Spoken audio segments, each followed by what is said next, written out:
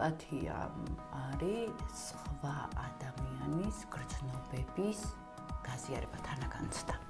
ემოციებს ვერ ვასწავლეთ, თუ ჩვენ არ ვასწავლეთ სწორედ დარქმევა სახელების ემოციების. ემოციებს არ საუბრობენ ოჯახში, არც ბავშვებთან. და ეს ძალიან დიდი პრობლემა არის არა მარტო ემპათიის განვითარებისათვის, არამედ ზოგადად მენტალური განვითარების მიმართულებით. მშობლების დამოკიდებულება და ქცევები, თუ ემპათიური არ არის, დისტანცია შვილსა და მშობელს შორის არის გაზრდილი. ამას, როდესაც ხალისის, თამაშის, ინტერესის, ემოციების გარემოში ვასწავლით ბავშვს, ხო აი ღრუბელივით ისრუტავს ყველაფერს.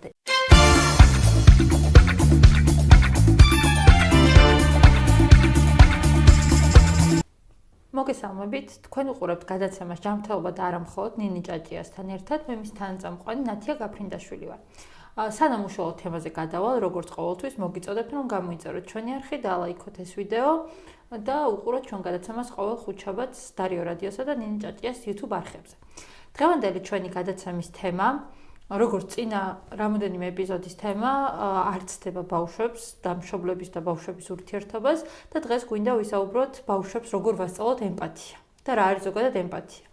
მოდი პირველი ამით გადმოვალ, რომ სანამ უშუალოდ ბავშვებს როგორ ვასწავლოთ, ზოგადად რა არის ემპათია და რატო არის ის მნიშვნელოვანი. მოდი დავიწყოთ ეგიდან, რომ თანამედროვე სამყარო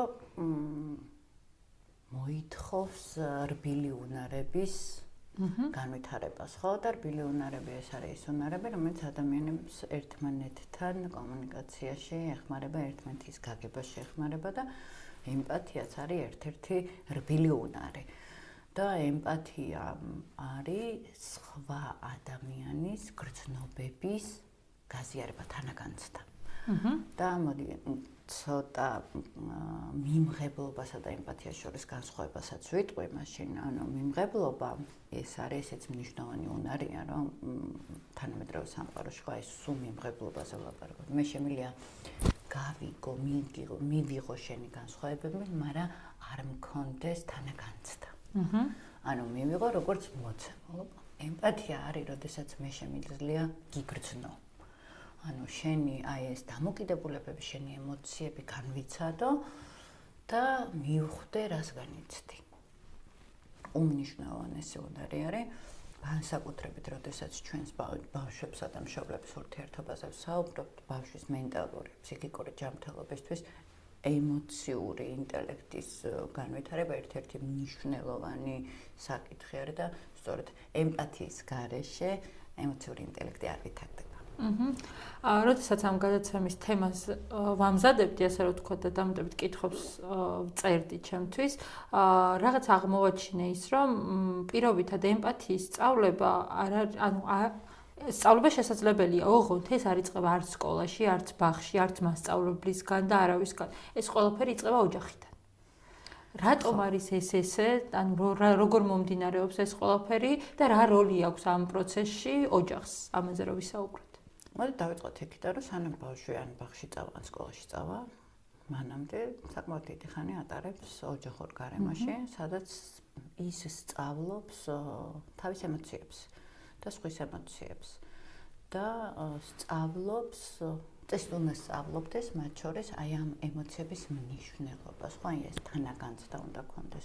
სწორედ ამიტომ საუბარი, როცა არის ემპათიის განვითარებაზე და როდის ყალიბდება, ხო, საწყისი სად იწყება.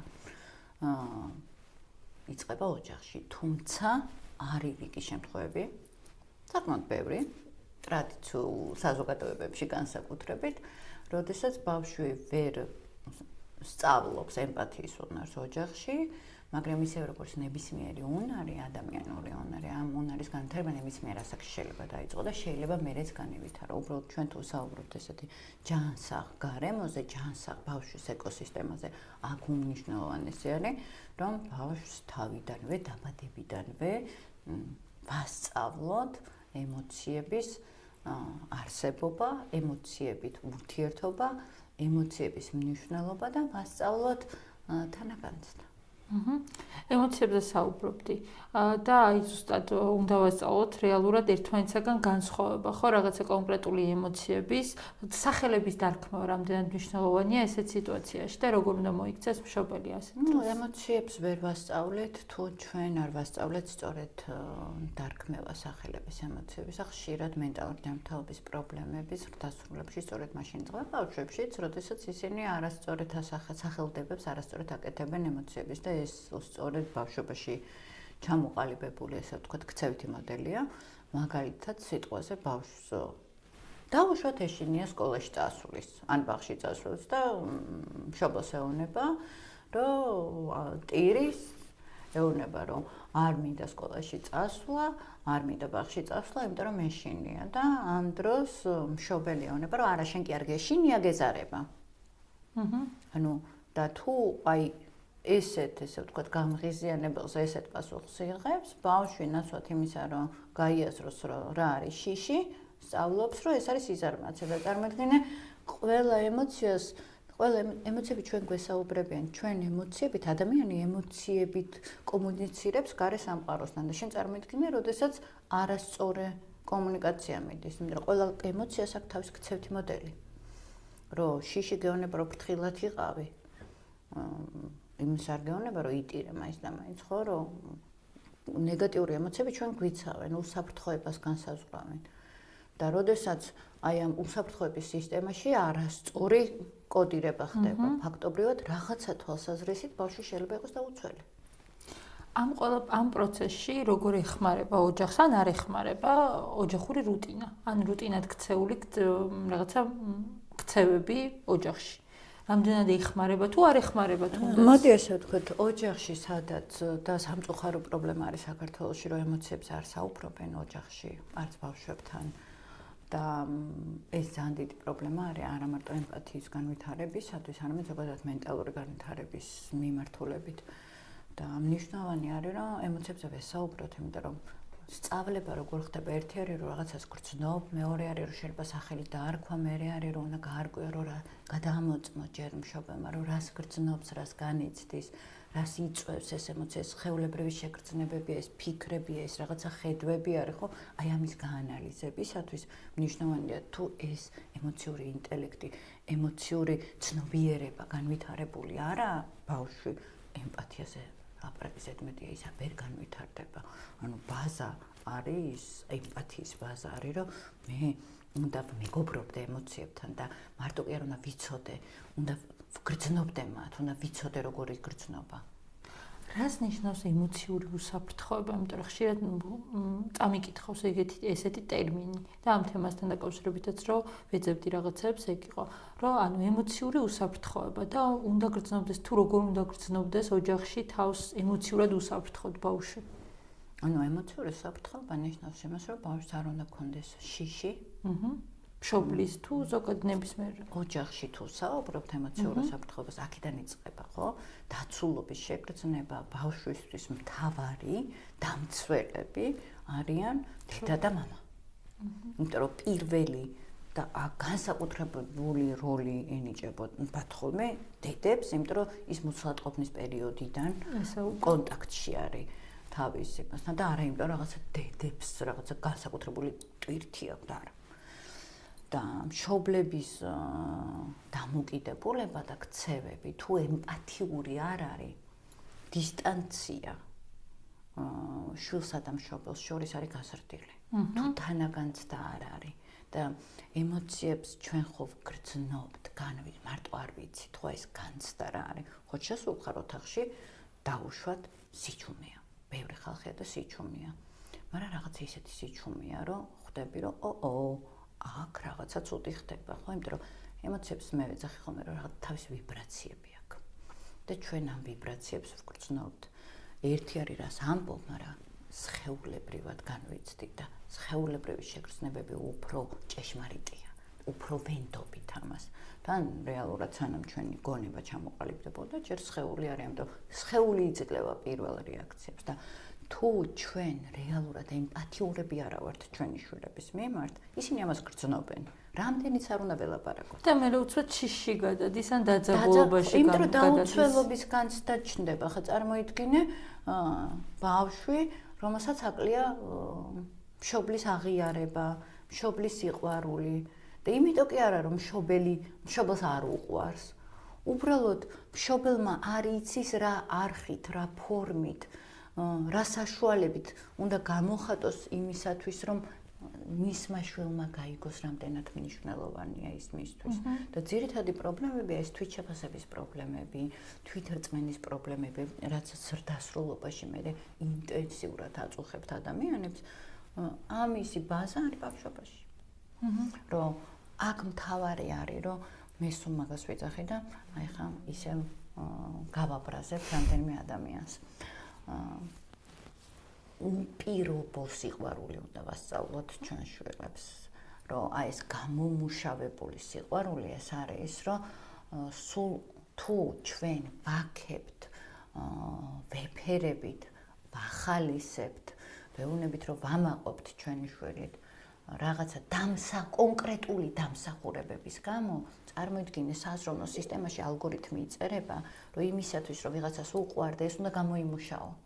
და ანუ შენ თავისთავად რო არსებობ, სიყვარული არ ახარ. არ გეკუთვნის და აი ეს არის და არ და გვეკუთვნის, ჩვენ შვილებსაც ეკუთვნით. მათი არსებობა უკვე დიდი ბედნიერება არის და ეს არის მნიშვნელოვანი, აი როდესაც ჩვენ ემპათიაზე ვსაუბრობთ, ემოციების მიმღებ, ემოციურ უსაფრთხოებას, რომ ბავშვი ამას უნდა გრძნობდეს. და მთავარი ამბავი არის ის, რომ ჩვენ განსხვავებულად აღვიქვავთ სამყაროს და ემოციებს. შესაბამისად, მე თუ მინდა რომ ჩემი შვილი გრძნობდეს, რაოდენ მნიშვნელოვანია ის ჩემთვის და რამდენად სიგიჟემდე მიყვარს, უნდა დავფიქრდე.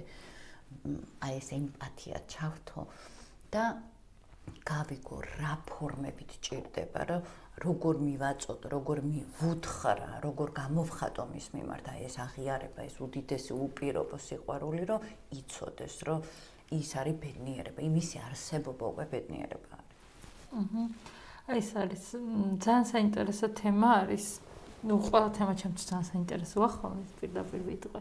მაშინ ამ ეპიზოდში პრინციპში მე კითხვები აღარ მაქვს, ერთადერთი რაცაც გავამახვილებდი ყურადღებას, ალბათ მშობლებს ნამდვილად გამოადგება ჩემი რიდერი, რომელიც დაწერე აირას ჟურნალისტვის ემოციურ სავარჯიშოებთან დაკავშირებით, რომელიც მოყვება. ეს თამაშებია რეალურად, ბოდიში შეგაწყვეტინე.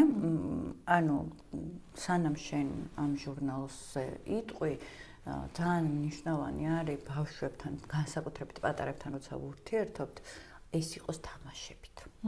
ხო, იმიტომ რომ თამაშის დროს ბავშვი არის ძალიან გახსნილი.